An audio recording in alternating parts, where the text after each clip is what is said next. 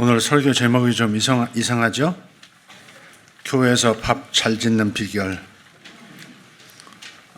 주방팀에 할 말이 있으신가 그렇게 생각할 수 있겠습니다. 자, 누가복음 10장 38절에서 42절 말씀입니다. 그들이 길 갈 때에 예수께서 한 마을에 들어가심에 마르다라 이름하는 한 여자가 자기 집으로 영접하더라. 그에게 마리아라 하는 동생이 있어 주의 발치에 앉아 그의 말씀을 듣더니 마르다는 준비하는 일이 많아 마음이 분주한지라. 예수께 나와 이르되 주여 내 동생이 나 혼자 일하게 두는 것을 생각하지 아니하시나이까. 그를 명하사 나를 도와주라 하소서.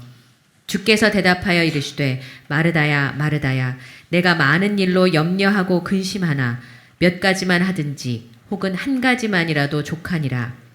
마리아는 이 좋은 편을 택하였으니 빼앗기지 아니하리라 하시니라. 아멘. 성경은 하나님을 아버지라고 말하고 있어요. 세상 모든 종교 가운데 신을 아버지라 부르라 한 종교가 어디 있던가요? 여호와, 주, 엘로힘, 야훼, 하나님에 대한 여러 호칭이 성경에 등장합니다. 그러나 가장 위대한 호칭은 아버지가 아닐까 싶습니다. 또 하나님께서는 이 호칭을 가장 좋아하세요. 아버지. 그래서 우리는 주님께서 가르쳐 주신 주기도를 할 때마다 하나님을 아버지라고 불렀었습니다. 하늘에 계신 우리 아버지여. 하늘에 계신 우리 아버지요. 에덴에서 아담과 하와는 하나님을 뭐라 불렀을까 생각해 봅니다. 성경에 나와 있지는 않습니다. 그러나 아빠라 불렀을 것이 분명하다는 생각입니다. 하나님께서 우리를 자녀로 지으셨기 때문에 아빠라 부르는 것이 마땅합니다. 부모는 자녀를 낳는 것이 노동력 확보를 위한 게 아니죠. 무엇 때문에 자녀를 생산합니까? 사랑하기 위해서. 사랑하기 위해서 낳습니다.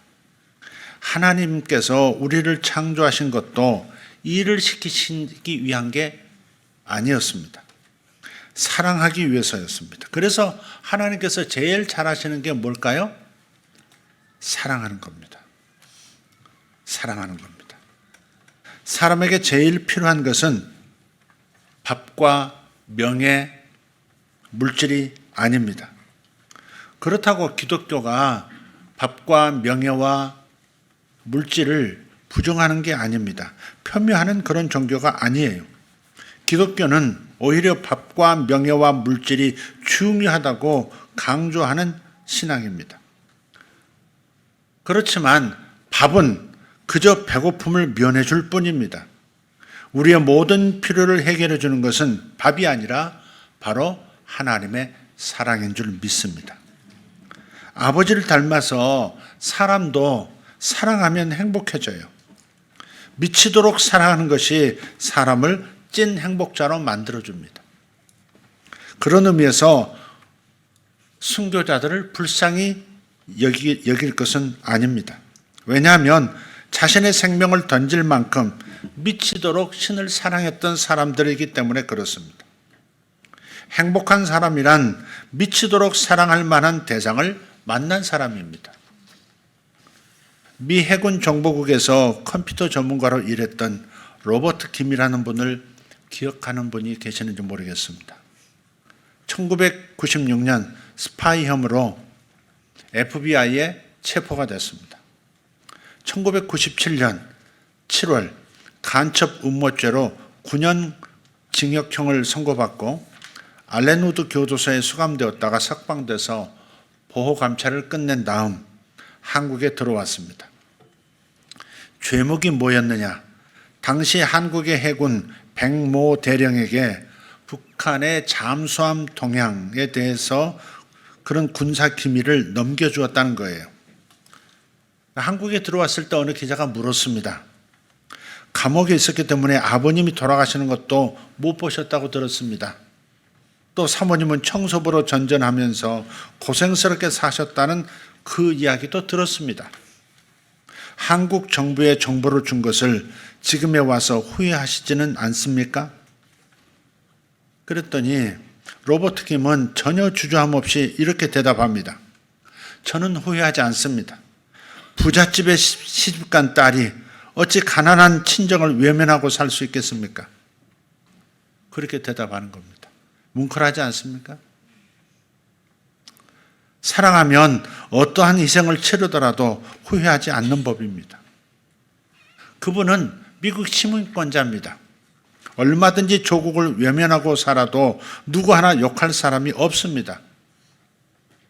그러나 한국을 내 친정으로 사랑하면서 살았기 때문에 엄청난 자신의 희생을 감수하고도 후회하지 않는 것입니다. 우리 예수님의 육신은 십자가로 인해서 괴로우셨을 겁니다. 그러나 사랑하는 사람을 위해 죽어줄 수 있었던 예수님, 행복한 분이심이 분명합니다. 또한 그 사랑을 우리가 받았다는 것이 최고의 은총입니다. 사탄은요, 우리가 죄를 지으면 지을수록 하나님이 우리를 미워하실 거라고 말을 합니다. 그렇게 머리에 속삭입니다. 그러나 하나님은 우리가 죄를 지으면 지을수록 더 사랑하시는 분입니다. 죄를 지은 사람에게는 사랑이 더 필요하기 때문에 그렇습니다. 집안에 머물러 있던 장자보다 집 나간 탕자를 아버지가 더 사랑하신 것만 보아도 쉽게 알 수 있습니다. 아버지는 집 나간 탕자를 왜 더 사랑하셨을까요? 더 큰 사랑이 필요했기 때문에, 더 큰 사랑이 필요했기 때문에 그렇습니다. 사랑하기 위해 우리를 지으셨기에 사랑이 더 필요한 사람에게 더 주시는 것이 바로 하나님입니다. 이것만 보아도 하나님은 말로만 아버지가 아니라 정말 진짜 우리 아버지이십니다. 세상의 문제를 일으키며 사는 사람들의 모든 원인을 다 정리해 보면 한 가지라 해도 과언이 아닙니다. 그것은 다름 아닌 사랑 결핍입니다. 범죄자들의 얼굴을 보면 이렇게 쓰여 있습니다. 나는 사랑이 필요한 사람입니다. 사랑받고 싶었습니다. 사랑을 받았더라면 이렇게 살지는 않았을 겁니다. 이렇게 쓰여 있어요. 세상의 모든 문제는 사랑으로 풀어가야 하고 사랑으로만 풀립니다. 하나님의 사랑으로 풀리지 않는 세상의 문제는 없는 줄 믿습니다. 하나님이 우리에게 가장 원하시는 것이 있는데요. 그건 하나님의 사랑을 우리가 받고 누리는 그것입니다. 하나님은 사랑이시고 하나님은 모든 사랑으로 사랑하기를 원하시는데, 그래서 우리에게 가장 기대하시는 것이 있다면 그것은 하나님을 우리가 충만히 받고 풍성히 누리는 것이다 하는 겁니다. 이것만 잘해도 성공한 인생이 될 수 있습니다. 일하고 헌신하는 것은 그 다음 문제입니다. 그렇다고 일과 헌신을 하지 말라는 말은 아닙니다. 다만 하나님의 사랑을 받아 누릴 줄 아는 사람만이 일을 해도 잘한다 하는 말입니다. 주님의 일을 제대로 잘하고 싶거든 먼저 하나님의 사랑을 경험하고 누리고 나서 일을 해도 늦지 않다고 생각합니다. 사람은 자신이 받은 사랑만큼만 일할 수 있기 때문에, 그래서 사랑부터 받는 것, 은혜부터 누리는 것이 먼저라는 겁니다. 부모라고 해서 다 자식을 사랑하는 것은 아닙니다. 부모도 자신이 사랑받은 것만큼만 사랑할 수 있습니다. 경험한 것만큼만 할 수 있는 것, 그것이 사랑이기 때문입니다. 경험하지 않는 그 사람이 사랑하는 것은 불가능합니다. 그래서 이제 본론이 되겠습니다. 하나님의 사랑을 경험하지 않고 일하는 사람에게는 다음과 같은 세 가지 특징이 나타납니다. 첫째, 보상을 바랍니다. 이런 사람은 내가 하나님과 교회를 위해 일했으니 합당한 보상이 따라야 한다고 요구합니다. 대가를 달라는 말이죠. 헌신이 아니라 하나님과의 거래라고 생각합니다. 그래서 자신을 알아주기를 내심 기대하는 마음이 있어요. 오늘 본문의 말씀을 보면 일하던 언니 마르다는 예수님 발 아래 앉아서 말씀만 듣고 있는 동생 마리아를 보고 불평을 했습니다. 예수님이 일하는 자신을 칭찬하기는커녕 놀고 있는 마리아를 칭찬하시는 것만 같습니다. 그래서 열심히 일하던 마르다는 예수님에게서 인정받고 칭찬받고 싶었어요. 사람에게는 이런 칭찬과 보상을 받고 싶은 그런 마음이 있습니다. 그러나 보상을 바라고 일하는 사람은 꼭 다른 사역자들을, 다른 일꾼들을 매우 힘들게 합니다.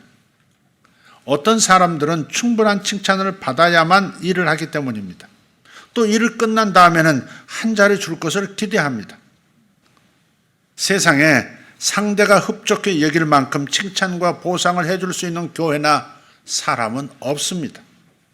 보상에 실망한 사람은 다시는 나는 일하지 않을 거야, 그런 무언의 협박도 내비칩니다. 그래서 보상받기 위한 헌신은 오래가지 않고 오래 갈 수도 없습니다. 이미 받은 사랑에 대해서 빚갚는 자세로 일하는 것이 건강한 사역인 줄 믿습니다. 받은 사랑 없이 일하는 사람은 쉽게 지치죠. 그래서 빚갚는 자세가 아니라 빚받는 자세로 일하는 것입니다. 빚을 받으려고만 하니 자연히 다른 사람에게 상처를 줄 수밖에 없습니다. 사람의 시선을 의식하며 일하는 사람의 사역, 오래가지 않은 이유가 여기 있습니다. 사람들의 인정이라는 보상이 없을 때 더 이상 헌신에 대한 동기부여가 되지 않기 때문입니다.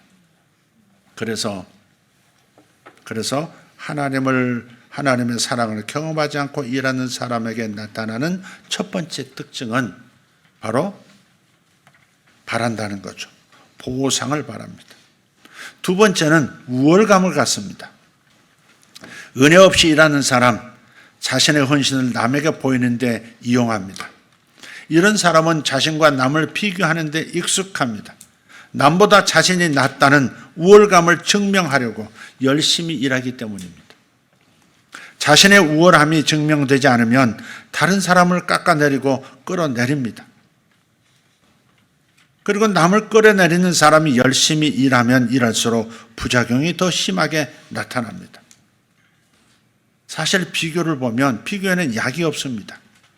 비교하는 사람은 남보다 좀 나으면 우월감, 못하면 열등감에 빠집니다. 비교 잘못해서 살인자가 된 사람이 있는가 하면 비교 잘못해서 죽은 사람도 성경에 나옵니다. 카인은 동생 아벨과 비교하다가 살인자가 되었고요. 사도행전에 나오는 아나니아 삽비라 부부, 비교하다가 죽은 사람들입니다.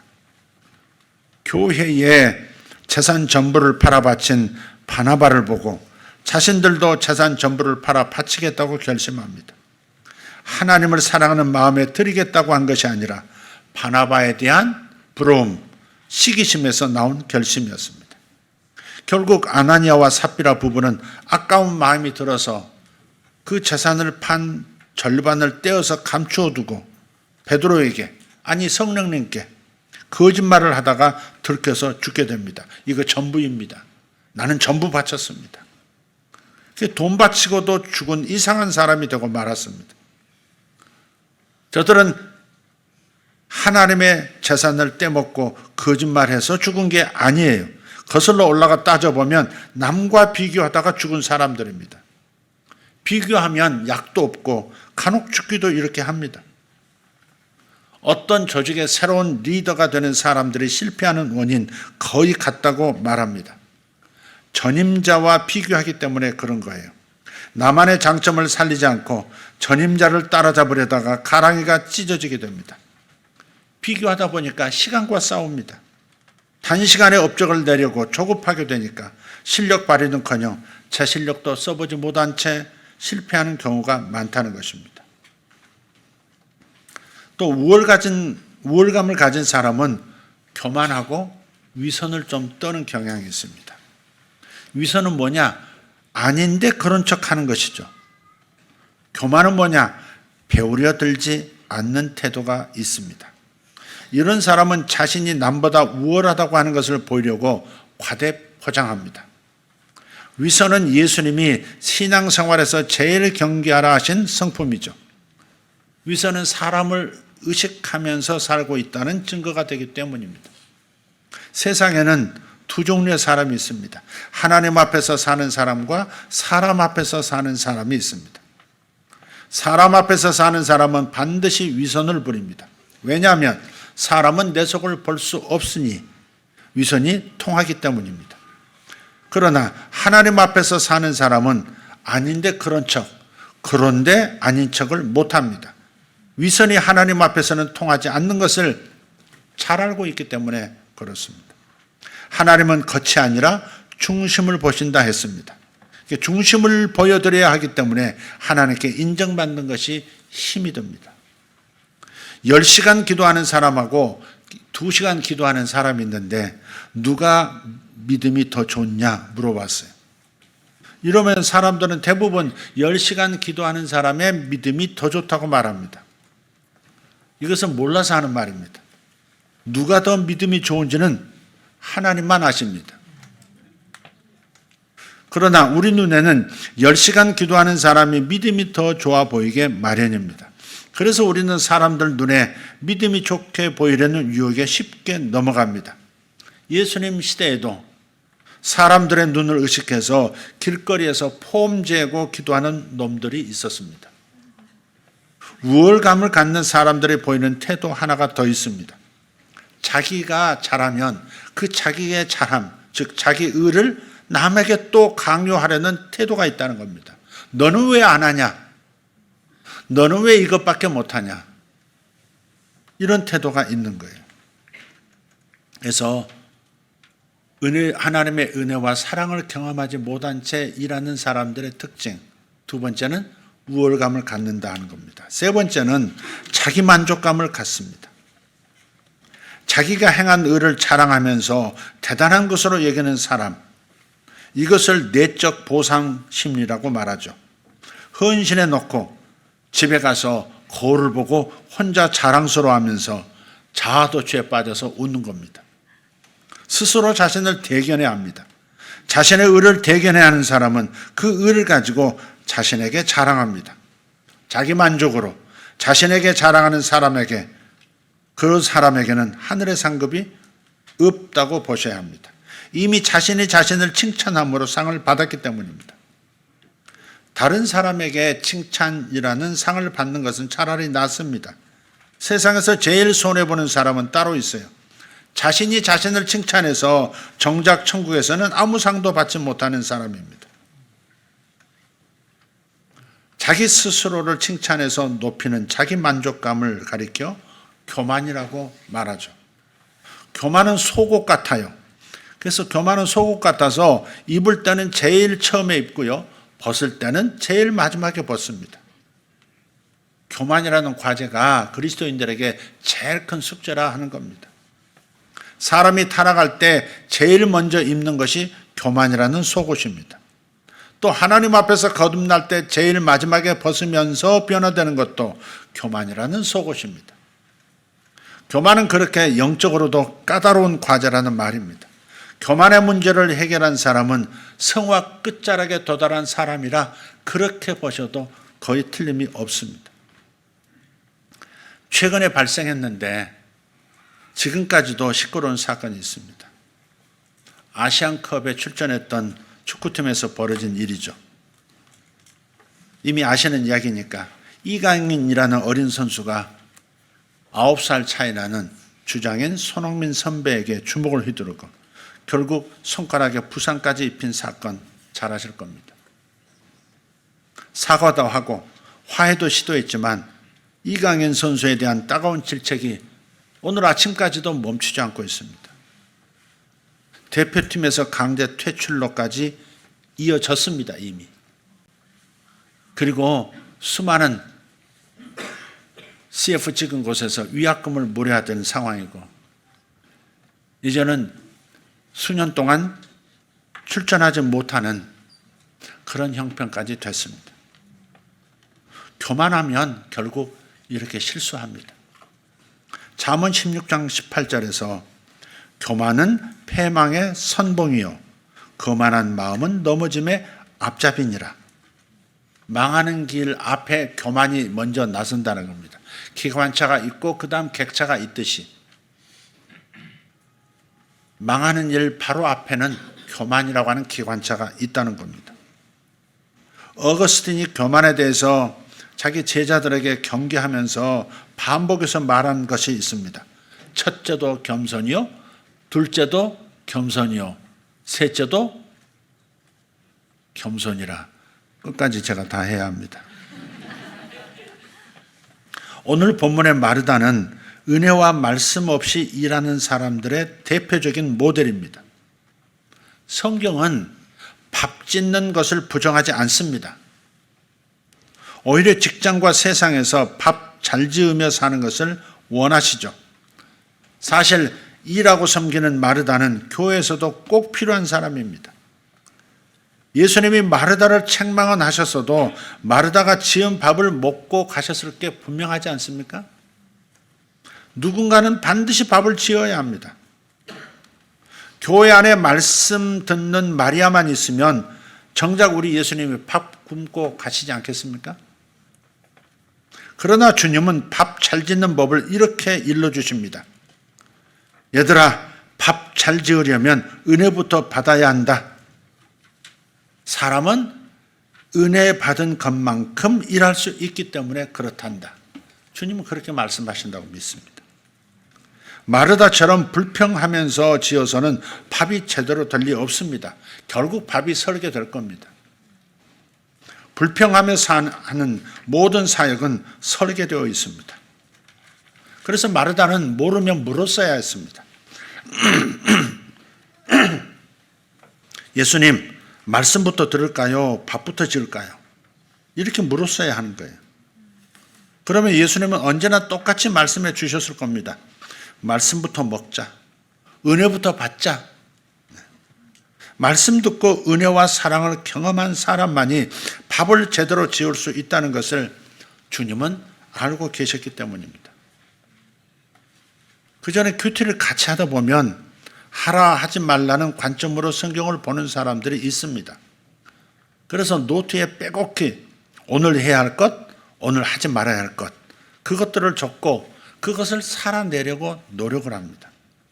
이런 식의 큐티는 좋지 않은 결과를 가져오죠. 하라 하지 말라고 적은 대로 완전하게 지킬 수 있는 사람은 없습니다. 이렇게 성경을 보는 사람들은 매일매일 자신이 부족한 죄인이라는 결론을 낼 수밖에 없습니다. 말씀은 완전하게 지키는 것이 목적이 아닙니다. 다시 말씀드려요. 말씀은 완전하게 지키는 것이 목적이 아니에요. 우리가 하나님 앞에서 말씀을 완전히 지켰다고 우겨도 하나님의 장부에는 지키지 않았다고 적혀 있는 경우가 많습니다. 남에게 보이려고 지킨 말씀, 무서워서 지킨 말씀은 무효입니다. 말씀은 하나님 좋으라고 주신 말씀이 아니기 때문에 그렇습니다. 말씀은 우리 좋으라고, 우리에게 좋으라고 지키는 거예요. 말씀을 제대로 지키며 사는 방법이 있습니다. 말씀 속에 있는 하나님의 사랑을 먼저 발견해서 경험하는 거예요. 신자들이 말씀을 몰라서 못 사는 것이 아니죠. 교회 3년 다니면 하나님이 뭘 원하시는지 다 압니다. 그러나 정작 말씀대로 살 힘이 없어서 못 사는 거예요. 말씀대로 살아갈 힘은 말씀 속에 있는 하나님의 사랑과 은혜에서 나오는 겁니다. 말씀 속에 있는 하나님의 사랑과 은혜를 발견하고 경험해야 그 다음 말씀을 지켜낼 힘이 비로소 생기는 것을 깨달으시길 바랍니다. 어제 겨울 캠프에서 맨 마지막에 했던 프로그램이 보물찾기였습니다. 야유회를 하든 뭘 하든 항상 그러죠. 애들도 마찬가지. 근데 초등부 아이들은 쉽게 찾아내네, 숨겨진 걸 찾아내는데 유년부는 보고서도 못 찾아내는 거예요. 저기 보이는데도 어디 있지 이러고 돌아다니는 겁니다. 그래서 안타깝고 하던 우리 교회 왕사모가 저기 있네 하면서 찾아주고, 또 아예 찾아서 이게 뭘까 하면서 건네준 거예요. 이거 잘해야 됩니다. 보물찾기에서 실패하면 그 전 시간에 해왔던 모든 것들이 아무것도 아닌 게 되는 겁니다. 분노 폭발입니다. 그래서 보물찾기는 골고루 돌아가도록 손을 써야 하는 거예요.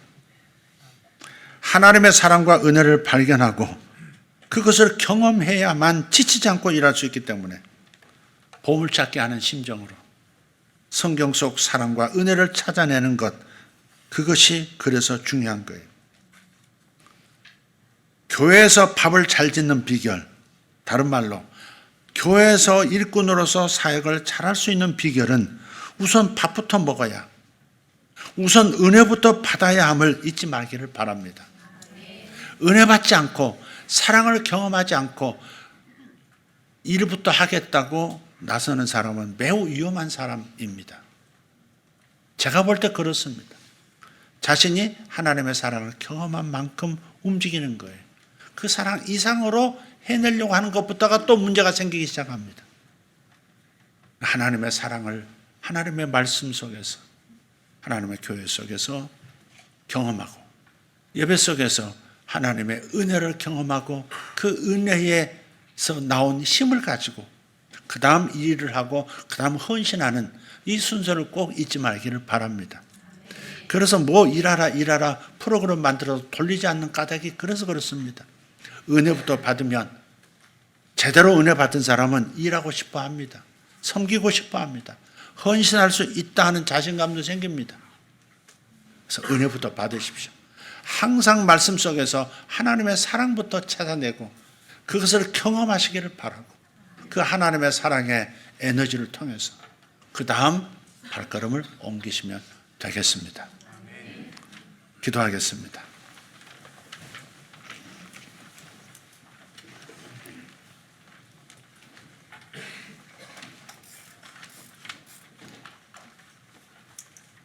지난주에 제 아내가 그러더군요. 설교가 너무 짧았다고. 그래서 그 다음 더 나와야 되는데 끊어버렸다고. 그래서 이번 주에는 지난주보다 좀 길리라 생각했는데 지난주보다 더 짧아버렸습니다. 은혜를 못 받으시는 것 같아서 마지막 이런 얘기도 밝힙니다. 설교자로서 순환이 많습니다. 제가 기도하겠습니다. 하나님 감사합니다. 교회에서 일하는, 교회에서 일꾼으로서 사역하는 가장 좋은 방법, 가장 귀한 비결은 바로 먼저 은혜 받고, 먼저 밥부터 먹고 그 다음에 일하고 헌신하는 것이라 말씀해 주시니 감사합니다. 은혜 잘 받겠습니다. 은혜를 놓치지 않겠습니다. 예배에서, 말씀에서 하나님의 사랑을 발견하기를 늘 애쓰겠습니다. 그것이 우리를 정말 제대로 된 일꾼으로, 정말 하나님 기뻐하시는 헌신된 사역자로 만들어줄 수 있는 것임을 가슴에 깊이 새기겠나이다. 주여 항상 은혜 받게 주시옵소서. 항상 하나님의 사랑을 경험하게 해 주시옵소서. 우리 주 예수님 이름으로 기도하옵나이다. 아멘.